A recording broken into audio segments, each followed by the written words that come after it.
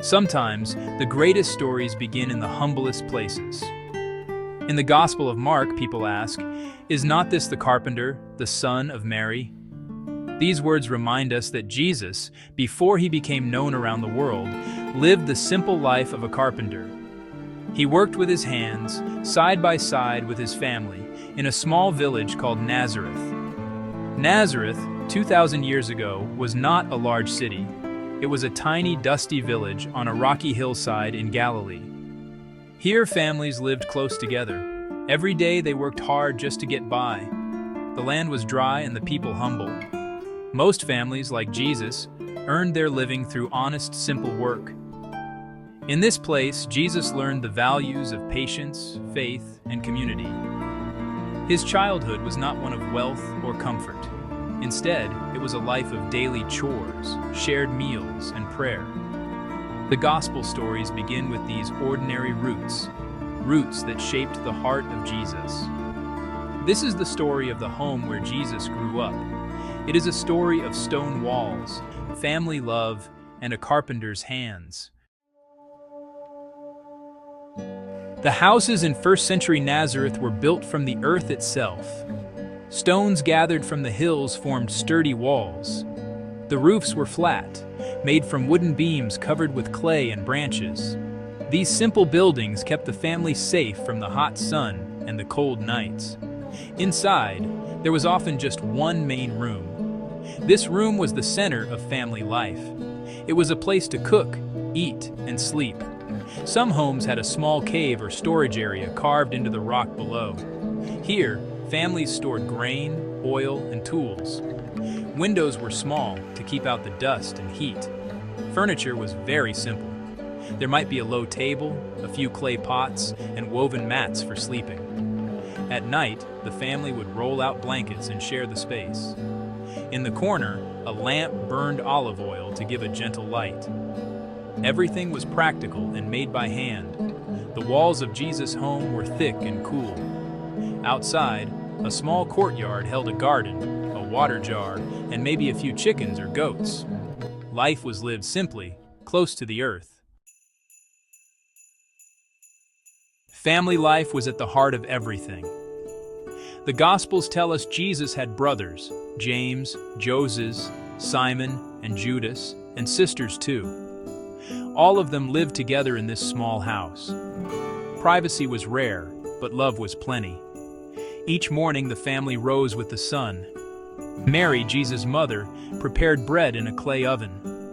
The children helped with chores, fetching water or tending the tiny garden. Joseph, the head of the family, worked as a craftsman. Jesus learned from him, watching every move. Meals were simple. Bread, olives, dried fish, and lentil stew were common. Everyone sat on the floor, sharing from a single bowl. They prayed together before eating, thanking God for the day's gifts.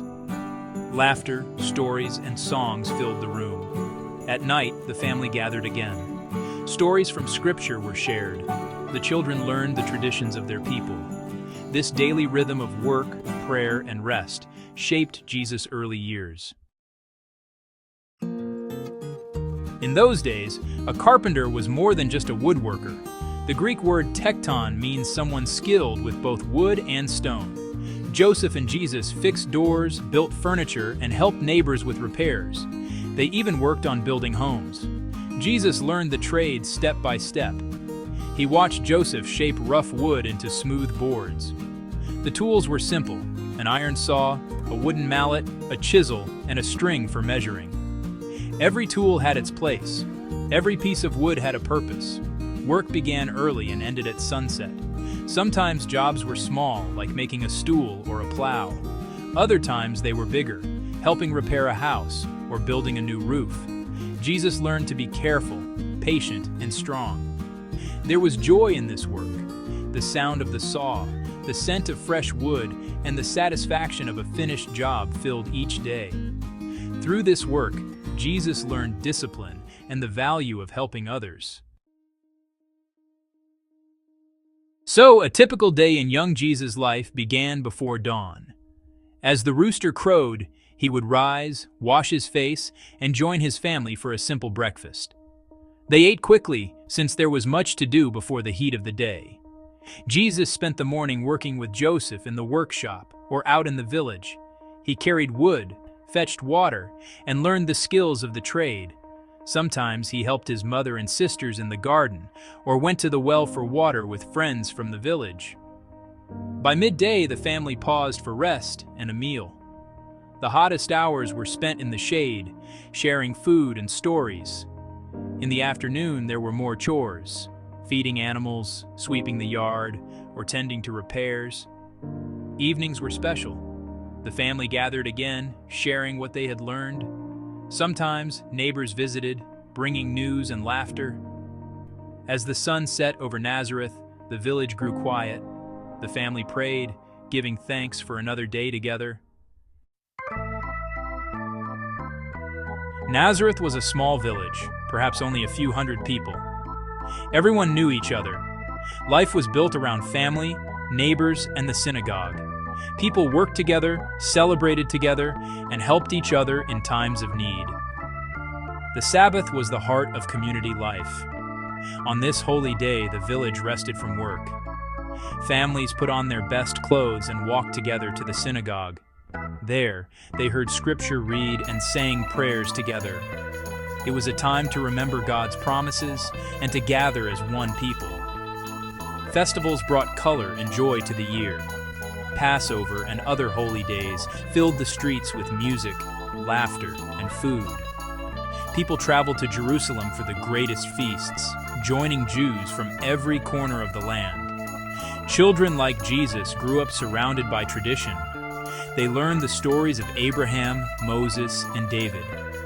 Every day, faith and community shaped their hearts, preparing them for the world ahead. Faith was woven into every part of life. Before meals, the family gave thanks to God. In the morning and evening, they recited prayers from Scripture. Their lives turned around the rhythms of the Sabbath and the feasts God commanded. Mary and Joseph taught their children stories from the Torah. They spoke of God's faithfulness to Israel, how He led their people from Egypt through the desert to the Promised Land. These lessons gave hope and purpose, even in hard times. Symbols of faith filled the home, a small scroll with the Shema prayer hung by the door. Hear, O Israel, the Lord our God, the Lord is one. This reminded everyone to love God with all their heart, soul, and strength, as it says in Deuteronomy chapter 6, verses 4-5. For Jesus, these early years were a time of quiet growth. He learned not only a skill, but a way of life, one rooted in faith, love, and community. The Gospels tell us little about Jesus' childhood. These are sometimes called the silent years.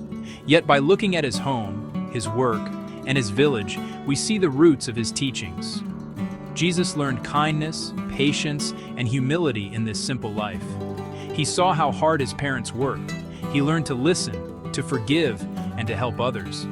The lessons Jesus later shared about loving neighbors, caring for the poor, and trusting God were planted in these early days. The quiet routines of daily life shaped Jesus' understanding of the world.